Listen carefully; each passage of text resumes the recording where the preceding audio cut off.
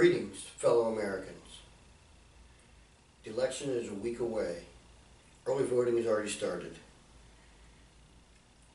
I have not posted a video in quite some time, but this is necessary.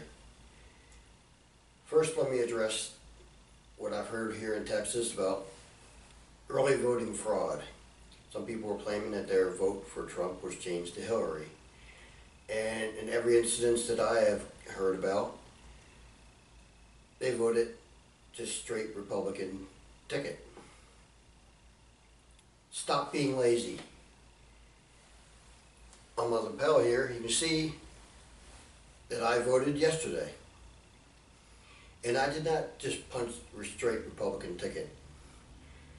I was in and out of the polling place within 5 minutes. I went down and voted and selected each individual that I was going to vote for, because I did my homework before I went to the polling stations. Now, I realize a lot of Americans are working 2 or sometimes 3 part-time jobs because of Obamacare just to make ends meet. And you're very busy, and which is why you're voting early. But don't be lazy. You don't act lazy at your job, and the consequences of this selection is of utmost importance. So take the time, do the research. Every state has their federal election board online, and they have sample ballots so you can look at exactly who is on every ballot when you walk in. And it'll include any issues or any minor positions that are available. Now also, by hitting straight Republican or Democrat or Libertarian or whatever, there are many positions in the lower levels which are unaffiliated politically. So you don't know which one is actually a Republican or Democrat or Libertarian. They just have the name there. So please do your homework beforehand. All this stuff is available online, be it interviews that they've had, be it their own websites explaining things. You can find out who the conservatives are. Now I also want to mention that Republican does not equal conservative. Now there may be a battle down ballot where a Libertarian is actually more conservative than the Republican. And the Republican is an establishment. So please do your homework on that. But that is not the main crux of why I'm making this video. There's a lot of people who claim to be conservatives who are saying that they're not going to vote for a certain candidate. And some of them actually have already done so. I believe John Kasich wrote in John McCain. Really? That is the best use of your civil duty? So I'm going to break this down. First, we're going to go through where we're at score-wise, and then I'm going to break down the candidates and why I voted the way I did. First of all, a lot of Americans think that we have a binary political system, when in fact we don't. When you go to the polling station, there will be at least 4 candidates listed on the top of the ticket. You're going to have most likely Democrat, Republican, Libertarian, and Green Party. Now, the reason most of you think that there's only 2 parties, because 99.9% of any coverage on the airwaves is about the 2 parties. And the reason being for that is, not all the parties are on the ballots on all 50 states. Because the Democrats and Republicans have set up a system such that they are guaranteed to always be on it, and once they have that control, they are continuing to maintain that control by forcing any other candidates to acquire a set number of signatures of valid voters. So for the Libertarian and the Green parties, they had to collect, for an example, about 100,000 to 250,000, depending on the states you're in and whatnot, of valid voter signatures, and submit them before a certain date, which was set pretty early. I believe a lot of them were set for back in October of last year.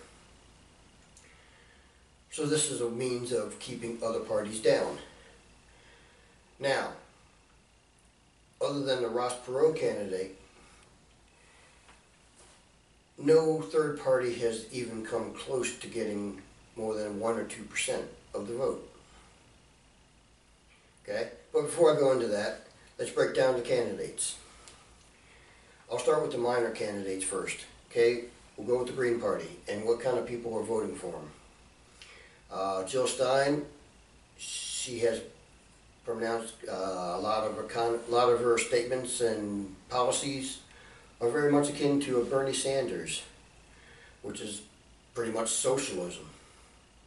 So the people that are voting for her are the young that think, oh, this is great, we need to change all this and make socialism, I want free, free, free. Or the tree huggers that believe that global warming, man-made global warming is actually something that is a valid thing that could cause the end of the world within the next 15 years. The next candidate I'm going to discuss is the Libertarian candidate, Gary Johnson. Well, he actually was on the ballot last election. He got no traction. He changed a little bit of his verbiage on some of his policies, but he's still the same man as he was 4 years ago. And you had time to look at him then, you didn't. So why this time would he be a valid candidate? Or some of you are saying, well, because I really hate the top two. That's true. As a conservative, I've had to hold my nose when I vote every time since Ronald Reagan. But the truth of the matter is, conservatism is not on the ballot. So I got to make a decision on how I can change that. Even though I'm not on the field, I can still affect the outcome. So, voting for the third party Libertarian candidate may be make feel good and say, well, I really hate both the other two candidates and I'm just making a protest vote. Well, you just wasted your civil duty. Okay? Now, in Utah, apparently there's a independent, Eric McMullen. I don't know a whole lot about him, but he claims to be a conservative. I don't know if he is or not. He may very well be. He works on the staff of a representative. And this is the anti-Trump movement to try to stop Trump by taking away a state that primarily goes Republican. Again, much like voting for the Libertarian candidate, it's a wasted vote. He's not going to get anything more than, at most, Utah, which is far short of the 272 whatever electoral votes that he needs. So those of you in Utah who are conservative and say, well, I don't think Donald Trump is conservative, or I know Hillary Clinton's not conservative, I'm going to vote for the guy that's conservative. But as a conservative, why are we not on the ballot? We got to think about that. That'll be something I address in a later video. But right now, we have to make the best rational, non-emotional decision. So now we're stuck with two candidates left that are going to get majority of the votes. Hillary Clinton and Donald Trump. Now this is where the holding nose parts come in, because most people that are conservative say, well, Donald Trump is not conservative. But the other side of the coin is, Hillary Clinton is definitively not conservative. Her policies that she has stated on the campaign trail specifically state that she wants a bigger government and more power and control. In addition, she has done everything she can to break every rule and law that is meant to have a civil society. Okay, now the final thing I want to bring up here is, throughout the history of man, no leader has been effective without having generals that were complacent with his ideologies and his plans.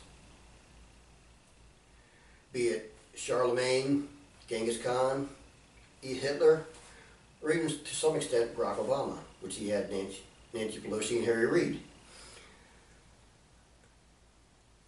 Hillary, if she is elected president, will have people that will be complacent and follow her orders. She's already have that in place. That is the establishment of the Democratic Party. It's been seen before that they have the power to whip others in line and get every Democrat to back them up. Now, Donald Trump may not have that luxury because there are quite a few that are still in the establishment and in power in Congress and other places. So he may not necessarily affect all the changes that he's espousing. In addition, a lot of the policies that he has actually stated on the campaign trail, he's actually gone in detail about what he is, what he wants to do. Okay? Now Hillary Clinton, everything I've seen or heard from her on the campaign trail is that she's just mudslinging. She never talks about any policies that she wants to do, with the exception of maybe, I'm going to shut down the coal industry and make solar power a government entity. Is that really what we want? So it's obvious that of the two candidates that are going to get majority of the votes, we need to sway it in the side of Donald Trump. Now, I'm not advocating saying Donald Trump is the best thing since peanut butter, but if you like peanut butter, he's a lot better than a Vegemite sandwich, which is what Hillary Clinton would be. So, as conservatives, we need to act non-emotionally and rationally. I've heard some conservative talk radios admonish me for not getting behind and supporting Donald Trump 100%.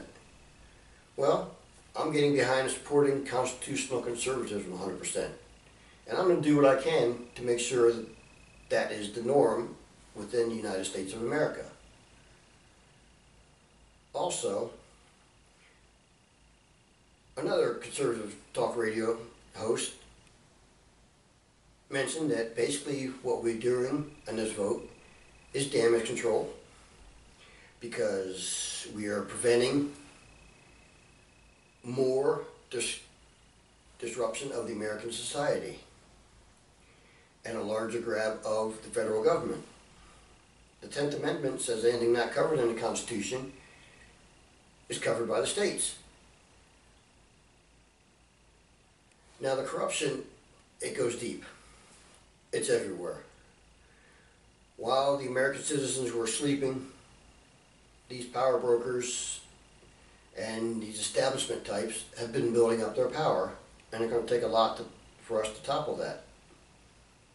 One of the first steps is to not put someone else who's an establishment in the highest office. Now down ballot, we're probably going to be stuck with some more establishment people that we have to vote for. That's fine. But as long as you keep on top of them and what their actions are, we can try to hold them as accountable as much as possible, aka damage control. So for now, on next Tuesday when you vote, if you have not already voted, please vote for the rational, non-emotional decision and keep America the United States of America. From Lubbock, Texas, this is Steve Gerhardt, Citizen Statement. Thank you.